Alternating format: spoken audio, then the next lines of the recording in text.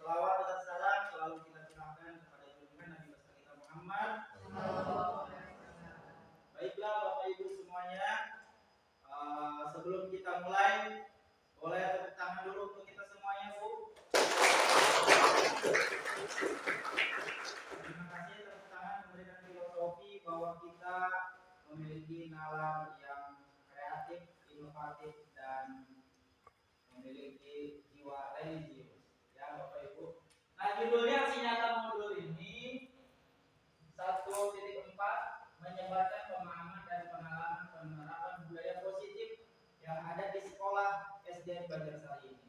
Nanti di materi selanjutnya bagaimana sih ada budaya positif di sekolah ini? Budaya positifnya apa saja dan budaya yang tidak patut dicontoh oleh siswa. Nah, ini ada ice breaking. Bapak Ibu bisa menyanyikan lagu Di Sini Senang, Di Sana Senang, Bapak Ibu? Senang. Di sini senang, di sana senang. Tapi dirubah lagunya. Ya, kita lagi musimnya lagu anti bullying. Tahu bullying, Bu? Ya, anak siswa kita tidak boleh dibully, dirundung, dielek-elek, diojok-ojok. Ya. Di sini teman, di sana teman, mana-mana semua teman. Ada musuh, tak ada teman. Semuanya berteman. Tidak ejek-ejekan, tidak berseteruan. Saling tolong. Saling ejek-ejekan, tidak saling pukulan. Saling sayang dan tolong sama teman. Iya, terima kasih buat diskusi.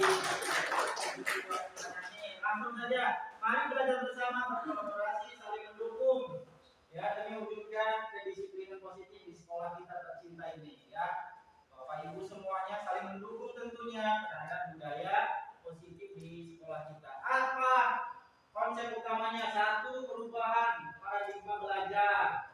Apa disiplin positif itu? Kemudian 5, kebutuhan dasar manusia, motivasi perilaku manusia. Ada 5 posisi kontrol, keyakinan kelas, dan segitiga restitusi. Nanti ini dijelaskan pada sesi berikutnya. Nah, yang pertama, pembelajaran paradigma baru.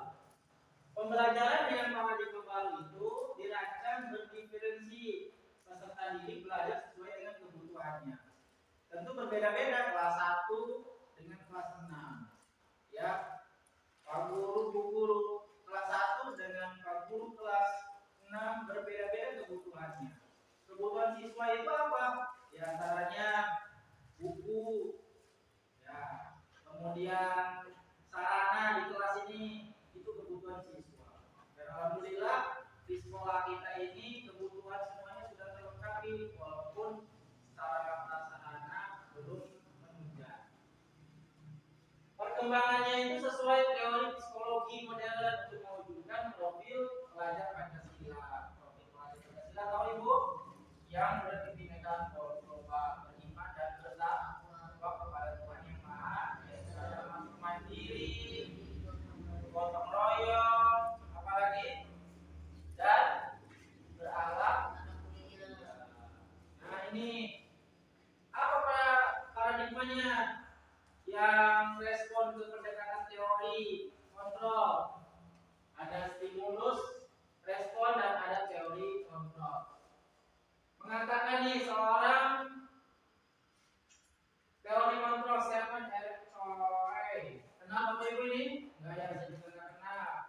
Bila kita ingin membuat kemajuan sedikit demi sedikit, ubahlah sikap atau perilaku Anda. Namun bila kita ingin memperbaiki cara-cara utama kita, maka kita perlu mengubah kerangka acuan kita. Ubahlah bagaimana Anda melihat dunia, bagaimana berpikir tentang manusia, ubahlah paradigma Anda. Skema pemahaman dan penjelasan aspek-aspek tertentu secara tentang dan realitas. Jadi sesuai dengan di dalam Al-Quran juga sudah ada. Ya, di Di dalam hadis juga sudah sesuai. Sebelum teori ini berbicara, di dalam Al-Quran sudah ada. Nah, disiplin positif. Nah, di situ ada gambar siswa sedang apa ini, Bapak Ibu? Sedang bersih, bergotong royong. Sekolah kita kan siswanya selalu bergotong royong, kadang dengan ibu-ibu paguyuban, dengan ibu komite, semuanya berkolaborasi. Ada cara kekompakan, kemudian ada berdiskusi yang didampingi oleh Bapak Ibu guru. Nah, ini kata disiplin. Disiplin itu menjadi sesuatu yang dilakukan seseorang pada orang lain untuk mendapatkan kepatuhan, cenderung menghubungkan kata disiplin dengan ketidaknyamanan. Kata disiplin positif itu penerapan disiplin yang bertujuan untuk menumbuhkan kesadaran dan memberdayakan murid tanpa imbalan. Nah, disiplin seperti disiplin waktu, ya masuk ke kelas biasanya jam 8 tapi datang jam 8.30. Begitupun gurunya, ya siswanya juga sama, harus disiplin waktu. Nah, kita sebagai pendidik tujuannya adalah menciptakan murid yang memiliki disiplin diri sehingga mereka berperilaku mengacu kepada nilai-nilai kebajikan universal dan memiliki motivasi intrinsik dalam perubahan perilaku arah yang lebih baik. Ini disiplin positif. Salah satunya adalah kita menciptakan murid yang memiliki motivasi intrinsik. Apa motivasinya itu, Bu? Motivasinya ingin semangat belajar. Kalau motivasinya siswanya datang ke sekolah hanya untuk mendapatkan uang jajan, itu bukan disiplin yang positif. Ya, Bapak Ibu, kalau gurunya kita datangnya lebih tampil hanya untuk supaya kita langsung pengen minum kopi, itu bukan disiplin yang positif.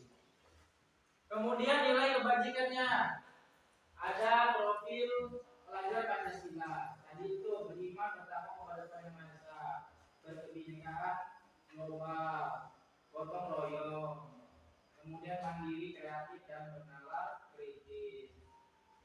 Kemudian ada AIBO Primary Years Program. Kemudian 9 pilar karakter, keterampilan hidup, petunjuk seumur hidup dan building moral intelligence. Artinya empati, suara hati, kontrol diri, rasa hormat, kebaikan, toleransi dan berkeadilan. Nah, ini jauh lagi nanti akan diperjelaskan. Nah, selanjutnya kebutuhan dasar manusia. Nah, kita Bapak Ibu semuanya tentu sebagai manusia memiliki kebutuhan. Apa kebutuhan dasar manusia itu? Segala sesuatu yang kita lakukan untuk mendapatkan apa yang kita inginkan. Seperti apa, Bapak Ibu? Makan, minum, apalagi Bu? Pakaian, rumah tinggal ya Bu ya. Itu kebutuhan. Ya. Apalagi? Iya, suami, istri, istri 3. Ini kebutuhan dasar. Kalau tidak makan sehari saja badan kita terasa lemah, kecuali puasa. Kalau tidak ada pakaian, tentu kita akan malu, ya, bukan zamannya dulu lagi. Kemudian rumah, ya, kemudian istri, suami itu juga kebutuhan, ya. Kemudian semua usaha terbaik itu adalah rangka kebutuhan dasar kita terpenuhi dengan baik. Selanjutnya 5 kebutuhan dasar. Yang satu tadi penguasaan, kesenangan hidup, seperti kita dalam bahasa sehari-hari kita healing ya Bu ya, jalan-jalan itu mencari kesenangan. Kemudian kasih sayang dan rasa terima. Kita sebagai seorang ibu guru kalau kurang kasih sayang kepada suami, gimana rasanya Bu? Tidak ya. Apalagi suami yang sibuk kerja, berangkat pagi, pulang sore, sama. Harus ada kasih sayang dan rasa terima. Kemudian kebebasan. Artinya kebebasan ini bukan kita sebagai guru mengajar bebas gitu ya. Apalagi kita menerapkan kurikulum merdeka. Kurikulum merdeka itu Bapak Ibu tentu kita pahami bahwa kurikulum merdeka itu berfokus kepada profil pelajar Pancasila yang tadi itu beriman, bertakwa, mandiri, berkebinekaan global dan lain sebagainya. Nah ini motivasi perilaku manusia. Motivasi adalah dorongan yang timbul dalam diri seseorang secara sadar atau tidak sadar untuk melakukan suatu tindakan untuk tujuan tertentu. Nah ini motivasi. Kemudian Dian Nicholson, Instruction School Discipline menyatakan 3 perilaku manusia. 1 untuk menghindari ketidaknyamanan atau hukuman. Kemudian mendapatkan imbalan atau penghargaan untuk menjadi orang yang mereka inginkan dan menghargai diri sendiri. Sudah paham ya Bapak Ibu? Nah ini videonya. Nah ini video sudah saya tonton dari Kemendikbudristek. Jadi di LMS di guru penggerak itu nanti bisa menonton video ini, tidak sembarang orang bisa menontonnya. Nah konsepnya dengan identitasnya ada hukum